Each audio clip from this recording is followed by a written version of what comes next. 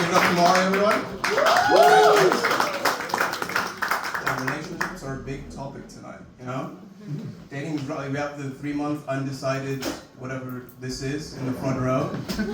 The situationship over here as well. It's rough. Dating's rough these days, actually.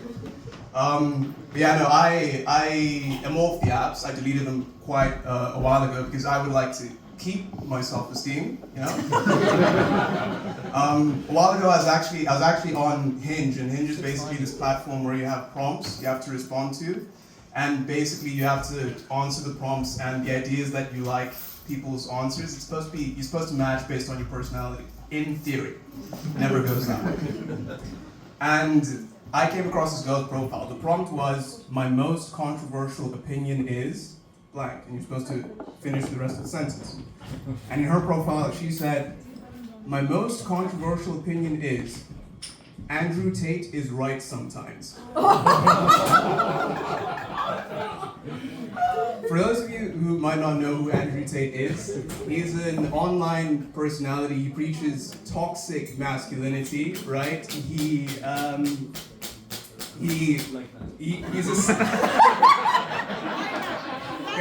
Basically. Tell the bartender to cool it a little bit.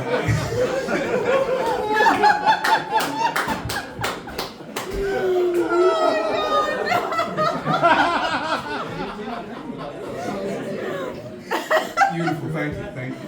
Sound effects. He teaches toxic masculinity.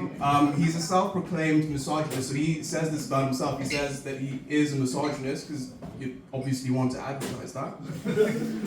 He has a program called Hustlers University, where he tries to teach people how to make money online with like cryptocurrency. There's been investigations. It's basically a scam, right? And most recently, he's been arrested on like sex trafficking, amongst various other charges, right? So I think we can all agree, great candidate for next US president, right?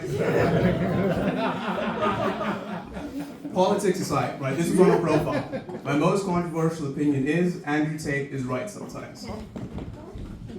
So we matched.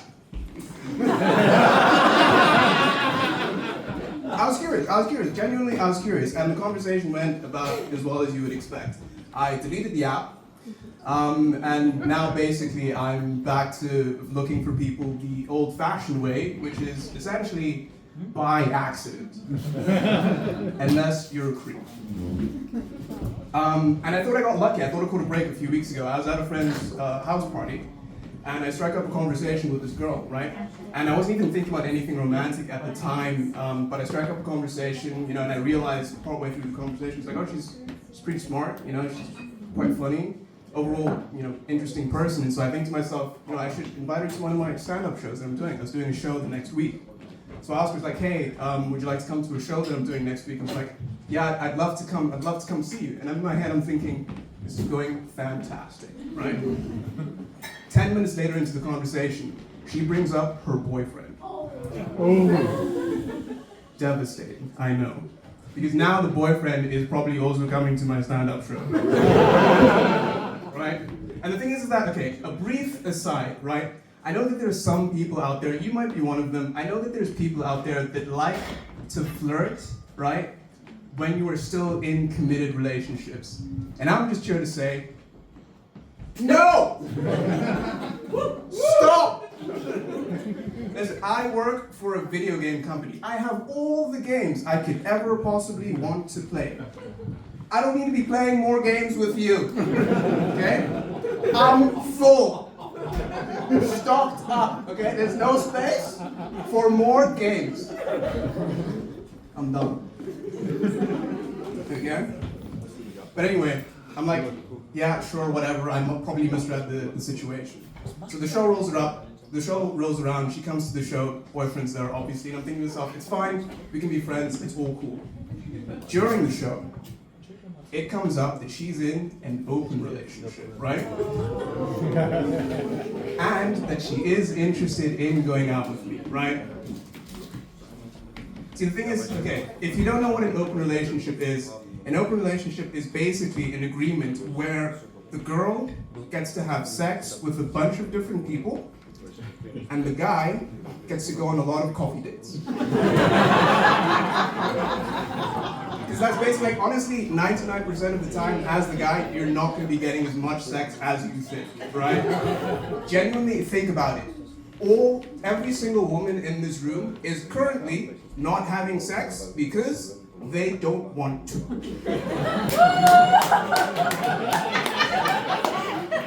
You are currently not in the mood, right?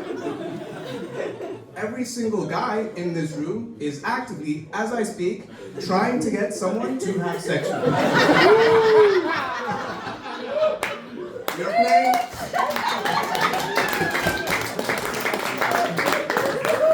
We're playing two very different games, okay? Like, trust me, I know a bad deal when I see one, and an open relationship is a bad deal, right? Because I know I'm going to be getting the short end of the stick and the long end of the bill, right? I'm not looking to be paying for all of these women's brunches, okay? But, I say this, but, being the side piece to someone else's open relationship, a little more interesting, right? So I have this option put in front of me, right? This woman who's in an open relationship says she's interested in going out with me. And to be honest, I'm a little torn. Because, on one hand, I think to myself, oh, this is great, I can keep it casual, I don't have to worry about any emotional attachment, right? She has a boyfriend for that, right? But, on the other hand, I have to say, I do like my coffee the way I like my women. And that's to say, without someone else's dick in it.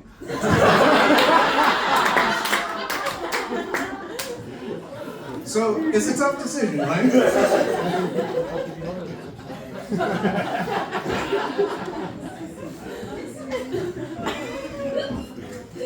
So we go out a few times, right? There's a bit of back and forth, and we realize that it's probably not going to work out between us. So where does that leave me right now? Well, because I am still single, and I hate German winters, I am currently accepting applications for a winter bay. Right? I have two criteria, right? First, should be single, right? I didn't think that would be on the list, but I've learned the hard way, it's not always a given. Criteria number two, should hopefully have a negative opinion about sex traffickers. But anyways, if you're interested, I'll be looking over applications after the show. Right? Thank you, that's been my time.